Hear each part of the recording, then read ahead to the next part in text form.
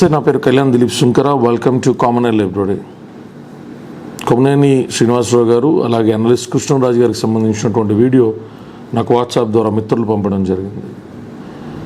Straight to the point, దురదృష్టకరమైనటువంటి సంఘటన. అట్లాంటి వ్యాఖ్యలని చేయకుండా ఉంటే బాగుంటుంది. పేపర్లో వచ్చినటువంటి వాటిని ఇన్ఫర్మేషన్ అంటారు, డిబేట్లో చర్చించాల్సినటువంటి వాటిని కూడా ఇన్ఫర్మేషన్ అనే అంటారు, లేదా ఎక్స్ప్రెషన్ లేదా పాయింట్ ఆఫ్ వ్యూ. అంతేగాని కన్ఫర్మ్డ్గా ఆపాదించబడేటువంటి స్థాయిలో వ్యాఖ్యానాలు చేయడం అనేటువంటిది ఖచ్చితంగా మీడియా విలువలకి దుర్భర స్థితిని చూపెడతాయి. అది ఏ ఛానల్ అయినా కానీ. గత నుంచి కూడా తెలుగు మీడియా విషయంలో నేను చాలా సందర్భాల్లో మాట్లాడుతూ ఉండేవాడిని. బట్ ఇప్పుడు నేరుగా మీడియా ఛానల్సే ముందరకు వచ్చి థంబ్నెయిల్స్ పెట్టి కొట్టుకోవడం కూడా ఒక ఎంత దుర్ఘటన. ఎవరు కూడా దాన్ని ఆకాంక్షించాం. డైరెక్ట్గా ఆ ఛానల్ వ్యక్తులు థంబ్నెయిల్స్ పెట్టి కొట్టుకుంటున్నారు.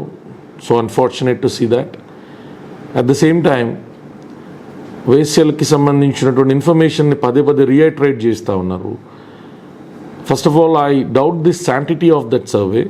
అది ఆంధ్రప్రదేశ్ ప్రభుత్వం సీరియస్గా తీసుకుని డిస్ట్రిక్ట్ హెల్త్ కేర్ ఆఫీసర్స్తో పాటు state level health care and medical ఆఫీసర్స్తో మీటింగ్ లాంటిది అరేంజ్ చేసి ఆ సర్వేకి సంబంధించినటువంటి గణాంకాలు, ఎందుకు అంటే సాధారణంగా ఏదన్నా సెక్షువల్లీ ట్రాన్స్మిటెడ్ డిసీజెస్ బారిన పడితే తప్ప ఫలానా వాళ్ళు సెక్స్ వర్క్ చేస్తున్నారని చెప్పేటువంటి మాధ్యమం ఉండదు.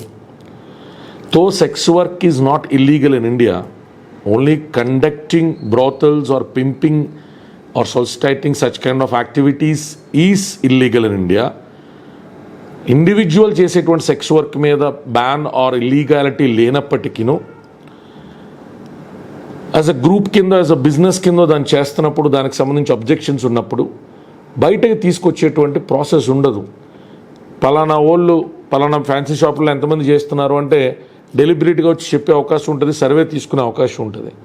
సెక్స్ వర్క్ అనేటువంటిది అది ఇల్లిసిట్ అఫైర్కి సంబంధించినటువంటి ఆస్పెక్ట్. అది దాన్ని కనుగోవడం, ఎవరో ఒక మీడియా సంస్థ ఎలా సర్వే చేశారు, దాంట్లో వాళ్ళు ఎంచుకున్నటువంటి సర్వే మెకానిజం ఏంటి, ఎంతమందిని పంపించారు, ఏం శాంపిల్స్ తీసుకున్నారు, ఏమీ తెలియకుండా ఒక రాష్ట్ర ఘనతకి సంబంధించి వాళ్ళేదో ఒక దురుద్దేశాన్ని ఆపాదించేటువంటి ఉద్దేశంలో పెట్టడం కూడా ప్రభుత్వం దాన్ని తక్షణం వెరిఫై చేయాలి. కొమ్మనేని శ్రీనివాసరావు గారు అరెస్ట్ ఎటుగుడి అది పొలిటిసైజ్ చేయబడుతుంది. కాబట్టి ఆ ఆస్పెక్ట్ కంటే కూడా నిజంగా అట్లాంటి ప్రచురణలు ఎందుకు వస్తున్నాయి? ఎవరైనా ఉద్దేశపూర్వకంగా చేపిస్తున్నారా?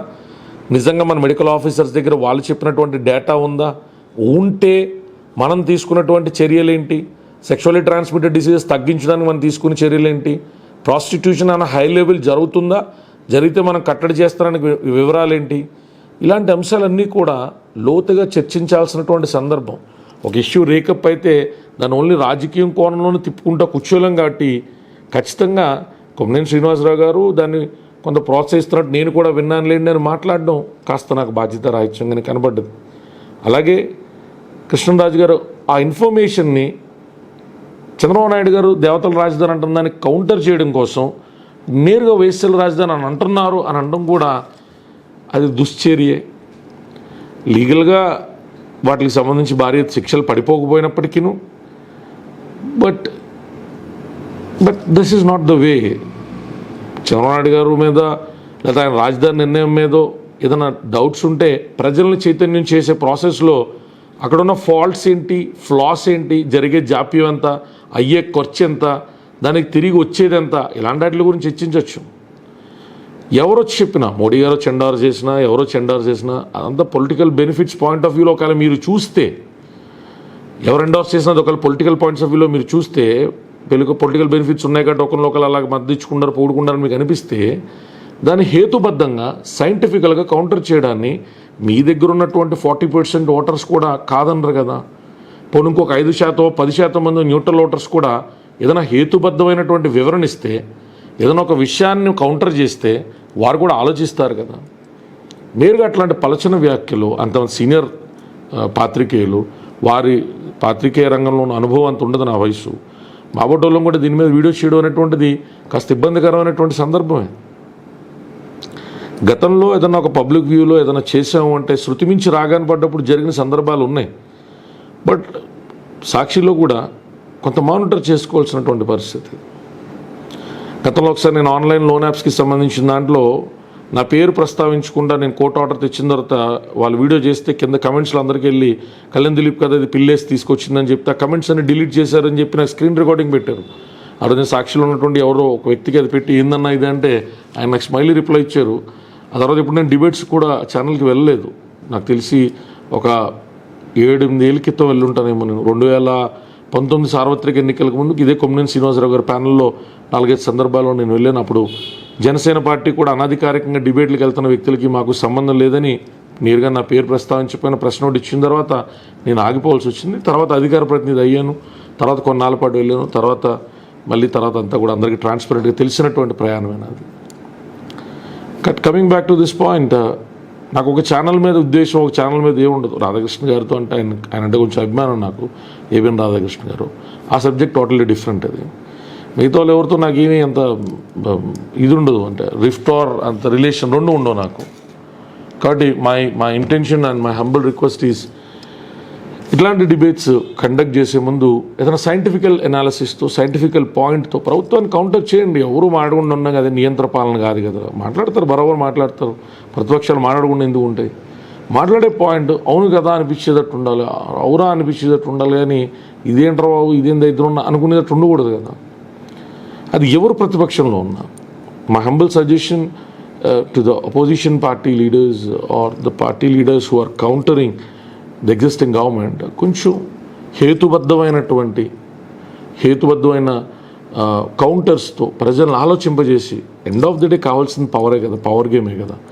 సో వాళ్ళ దగ్గర నుంచి పవర్ వీళ్ళకి షిఫ్ట్ అవ్వాలి అంటే all that we need is proper counter మెకానిజమే కదా. ఇస్తారా ఇవ్వరన్నది ప్రజలు నిర్ణయిస్తారు. మళ్ళీ అలా అన్నాం అనుకోండి, ఈవీఎంలు అంటారు, ఏదో రకరకాలు అంటారు. ఏది మాడాలన్నా మన దగ్గర ఒక వ్యాలిడ్ ప్రూఫ్ ఉండాలి. వ్యాలిడ్ ప్రూఫ్ లేని హియర్సే మాటలు మాట్లాడడం వల్ల అవి లైక్ మైండెడ్ పీపుల్ని కొందరిని రంజింపజేయచ్చు తప్ప లాంగర్ రన్లో మనం అనుకున్న ఏ బెనిఫిట్ ఈల్డ్ అవ్వదు. కాబట్టి whatever the ways and means Jaganmohan Reddy garu and his crew are seeking to get back into power, అందులో ఇట్లాంటి డిబేట్స్ని భాగం చేయొద్దు అన్నది నా విన్నపం. It's my humble request. Rest of the things, రాజధాని మహిళలు స్పందించారు, వాళ్ళు బాధపడ్డారు. దానికి నేను కూడా నా ప్రగాఢ సానుభూతి తెలియజేస్తున్నాను.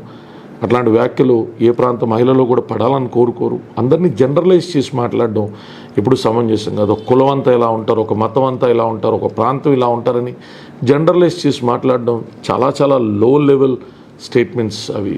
వాటికి రాజకీయాల్లో ప్రత్యక్షంగా నేరుగా ప్రధాన మీడియా ఛానల్లో రాజకీయపరమైన చర్చల్లో, వ్యక్తిగతమైన చర్చల్లో, దోషంలో, దాడిలో, వాటికి సంబంధించి ఆలోచించాల్సినటువంటి అంశాలు వేరు. కానీ రాజకీయ వేదికలో, రాజకీయపరమైన చర్చల్లో కొంచెం బెటర్ ఆర్గ్యుమెంట్స్ ప్లేస్ చేస్తే బాగుంటుందని నా అభిప్రాయం.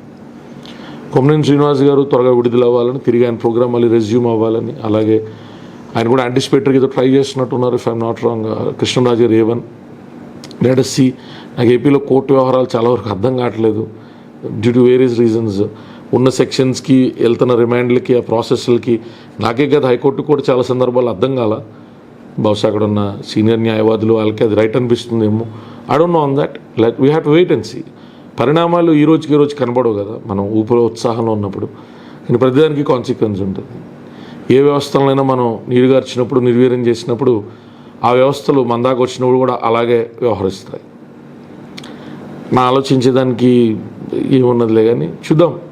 పెట్టే సెక్షన్లు కొన్ని ఇంపోజింగ్స్ మీద నాకు కొంచెం డిఫరెన్స్ ఆఫ్ ఒపీనియన్ ఉంది. ఏమో ఐ డోంట్ ఫీల్ పాలిటీషియన్స్ కొట్టుకోవడం మధ్యలో న్యాయ వ్యవస్థను తీసుకురావడం ఎందుకో నేను కొంచెం వ్యతిరేకం. We have to say. జై భీమ్, జై భారత్.